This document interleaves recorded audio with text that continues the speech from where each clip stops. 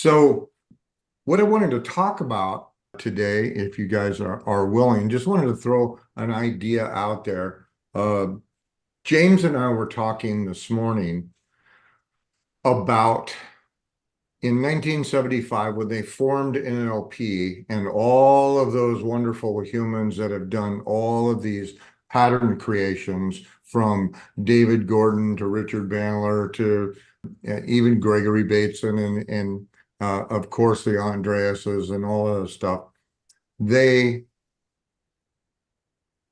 kind of formed this wild bunch and they all got together and I'm assuming it was the 70s, so I'm assuming that they were like smoking weed and coming up with brand new stuff. And I'm not suggesting that we did do that, but technology has changed to the point where we could do a collaborative group and start asking questions of how do we, how do you solve this? If somebody has this dis-ease or type of problem, how would you handle that? How would you handle that? And get the conversation going. And within the people of your NLP group, Hamer, there's a lot in this brain trust. So I just thought we'd like have a conversation. What do you think, Hamer? It could be interesting. What I was looking at before I actually met you was I was starting to develop my own work around NLP, my own spin on NLP, which I call expansive communication. It's kind of a simplification of Mm, uh, of of NLP.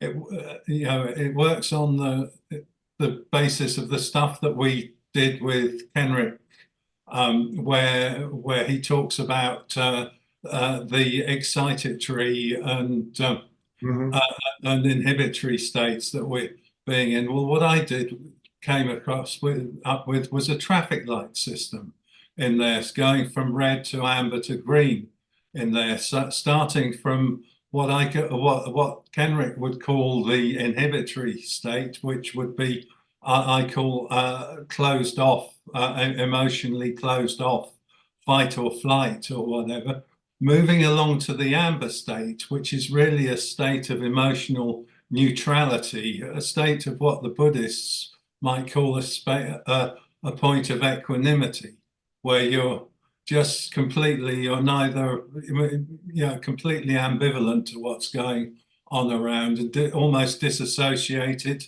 Um, in the experience, right the way to the next level, which is expansive, which is what I call an expansive state, where you're open to possibility, where you see things through a more expanded lens in front of you. So as you move into this place of possibility, opportunity, and curiosity, I mean, obviously there are a whole load states in between there, and with various anchoring techniques that you learn in NLP. But NLP to me it's very much like it's like a set of golf clubs or whatever. I don't know how many clubs there are in a set of golf clubs. There are probably about 20, 24 different clubs that are available to you. But you'll find that every golfer that probably he only uses what four, maybe five of those clubs at the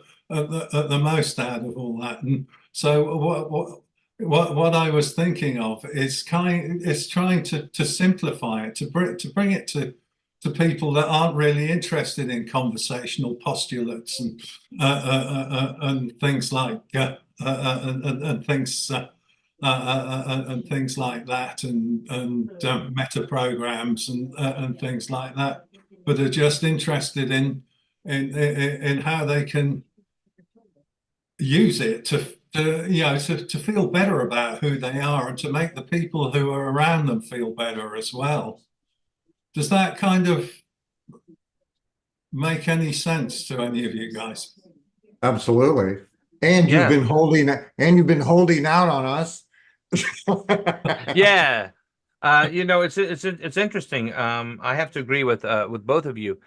First off, I think that it's the idea of a brain trust like this is a very amazing thing because you benefit from all these different people bringing their ideas or techniques or tweaks, if you will, to the Mhm. table. And I can tell you that over the years, there's a small group of people, you two included, that I've gotten some great techniques from or shared some things that I've worked with you, and it just stimulates, kicks the cobwebs out of my brain. And I was just talking to a client, a potential client who became a client, who is a psychologist, and we were talking about techniques and how it's interesting that you just pick up little things, and it's like, and even, some of my students have thought, one of the things that I used to do and still do is I say, hey, here's an idea, right? How would you make this happen? Right. And then before I teach you the technique that I use, how would you do this? And just like Michael said, if you have this person with this issue or this reporting issue, how would you deal with it? Right. And then they go off and they come back, and oftentimes they're just like, well, I was reading in the book and I would use this pattern, and that's the pattern I was going to teach them. But every now and then I get that one Padawan of mine that comes back way out in the stratosphere with something I never thought of, and it works like gangbusters. And so I love the idea of that. I love the idea of the inclusive brain trust idea of that. Mhm. So, and it's funny too. One last thing I'll mention is that when I was in college, they had an idea of saying, hey, you should have someone in your brain trust, right? With whom you disagree so much, or to a degree that it makes you justify your Mhm. thoughts. And I will tell you, at first I was like, I don't want to deal with jerks like that. But then but I did. And I realized, wow, because it Mhm. expanded my mindset, because it made me realize that in some ways, not always, but in some areas, I was very limited in my views. I had blinders on. And it's neat because I've had my mind changed, but likewise, I've changed other minds too. So Mhm.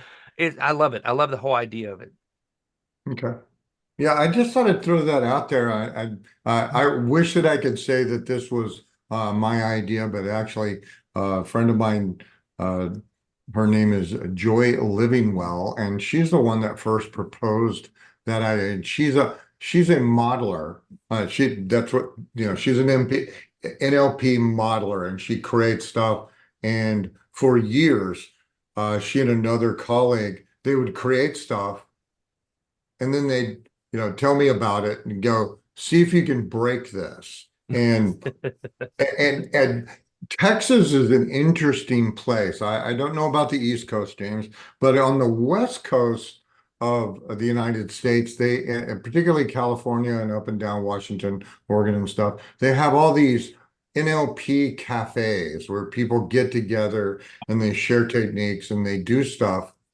And two things that have come out of it. No, number one, the people that go to those NLP cafes, they seem to recapitulate the same stuff that they got taught over and over Yeah. and over again. And the other curious thing is I've run into uh, lots of people who have the same level of training that all three of us have, yet that they've never seen an individual client. They will go to seminars and they'll go to NLP Cafe and they'll do this, but they don't put up a shingle and see like regular humans that don't speak the lingo.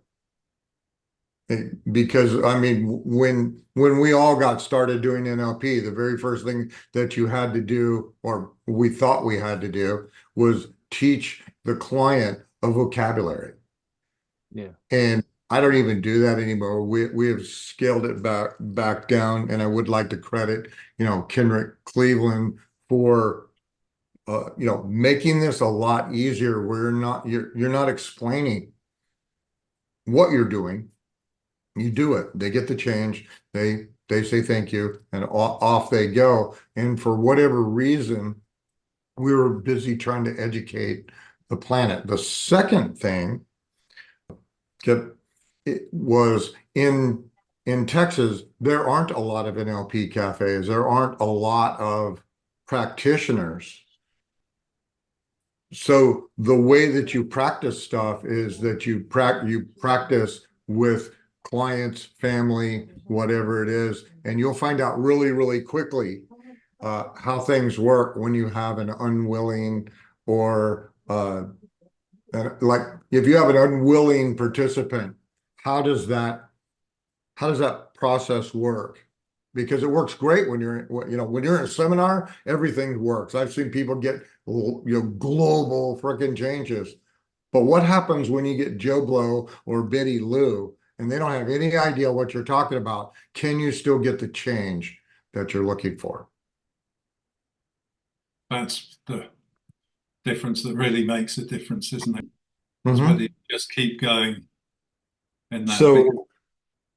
So one of the things that I thought, and I thought I'd ask you to do this, Hamer, at your group, put out a questionnaire or a survey to see how many people are interested in perhaps creating a brain trust. Maybe we, start with meeting once a month, for a couple of hours online. But with the technology that we could have people from everywhere in this brain trust if they're interested. For sure. So can we think of a theme that we might want to bring into this to kick it off with? Uh, James, are you the theme guy? I'm not really the theme guy.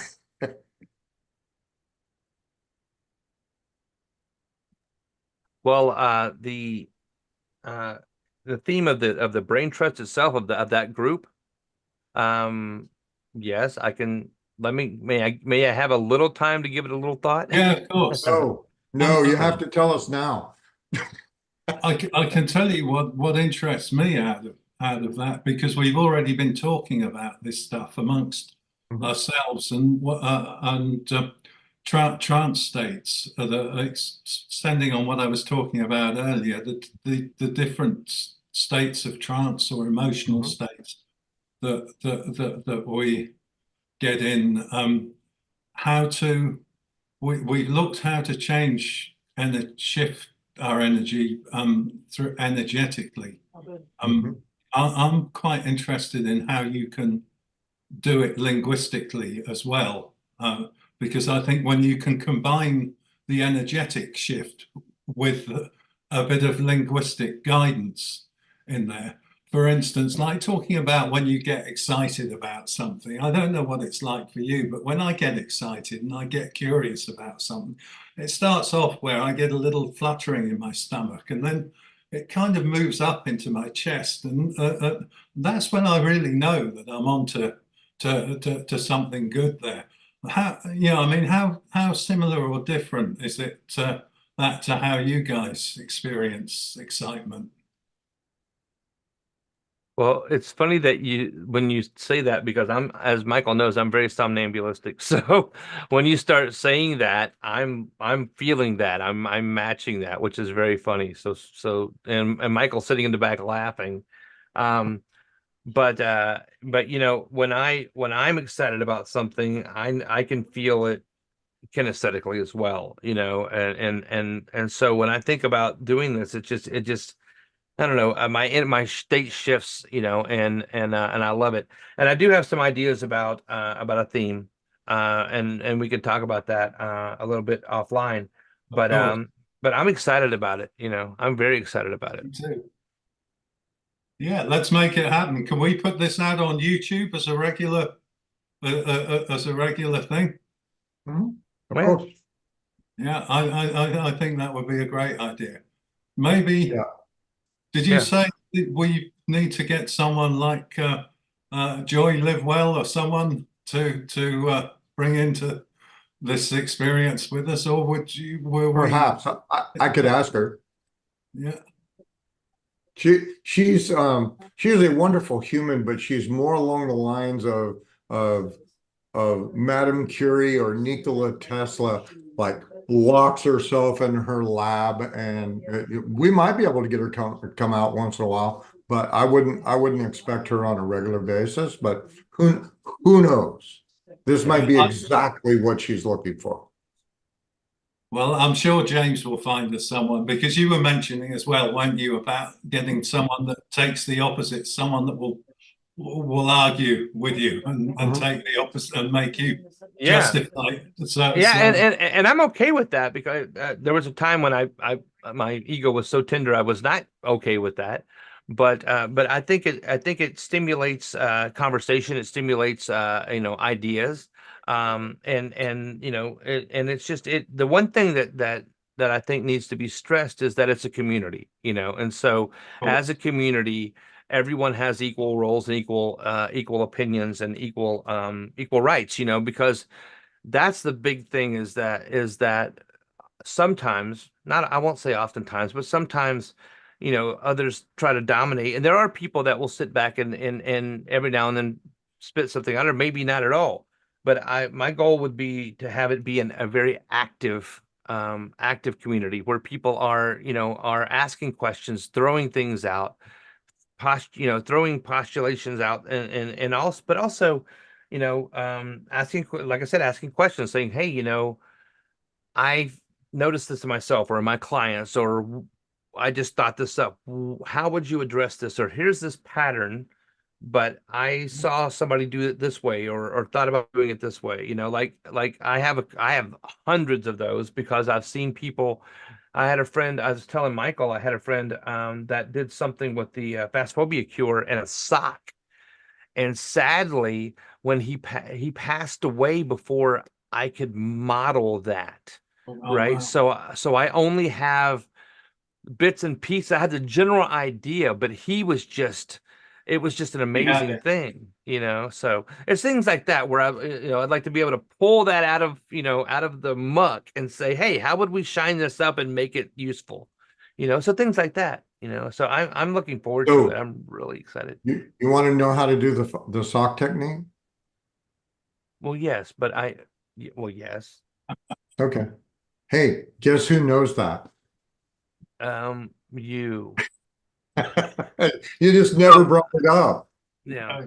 it's yeah, and it's and there's things like that where Mhm. and you in the conversations we've had, Michael, you're like, I thought about this thing, and I'm like, oh, you mean this? And you're like, oh, yeah, Yeah, that. yeah, that's exactly why I want to have this uh Yeah, or wanted to talk about this group, because all of us, we have our six gun of favorite things that we know how to do. And then we also have additional things in our arsenal. And just like the sock technique, I've known about that for years. I just very seldom have a need to use it. But when it sure. comes to like working with a phobia, oh yeah, just it it's quick, it's easy, and it's amazing. Yeah, And I don't want to take everybody too much time, since everybody has talked about what they want to do, I have a goal. And if somebody already knows how to do all of this, great. I can't wait to hear it. Well, one of the things that I have noticed with the type of client that I have a tendency to attract is, they'll come in with a presenting problem, but they've got all this other, and we'll use a technical term, crap, okay, that they have. And they spend days, weeks, hours, months, decades trying to clean all of it up so that they can get started living their life. And one of the things that I have noticed is very similar to, did both of you guys believe in Santa Claus at one time? And then one day you did, or Father Christmas. Okay. One day you did, and then the next day you didn't.